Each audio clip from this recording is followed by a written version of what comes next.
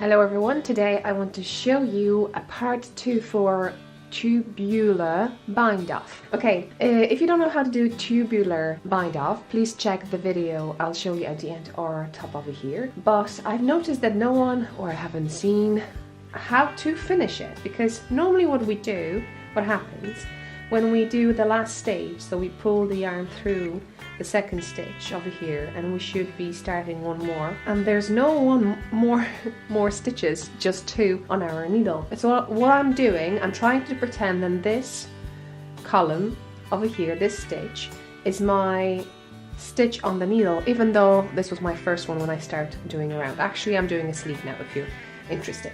So the first thing that I do, knitwise, I'm taking the stitch, and the second thing what I'll be doing, I should be finding the stitch to, I pull it purlwise, and then I'm going over here, right, purlwise, and I should be looking to put it between two stitches. So this column is over here, I'm putting it between, over here, and I'm pulling it through. So that's my second part. And the last part should be that I'm doing a knitwise, and now I'm not sure which one is which. What I'm going to do, I'm just going to pull this one through and keep the yarn in the back. So as you can see, this is quite a nice finish. And what I'm going to do next, I will just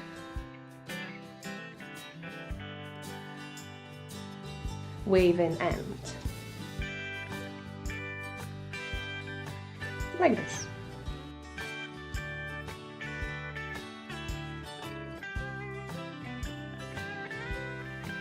So now I hope you can see it. This is the Tubular Bind Off. So it looks really nice, and would you be able to tell where the beginning and the end of the round is? I think that's a pretty cool finish, and I hope you're going to enjoy that too. Thank you for watching. And here now on the screen you can see it, the part 1, how to do it all until this point.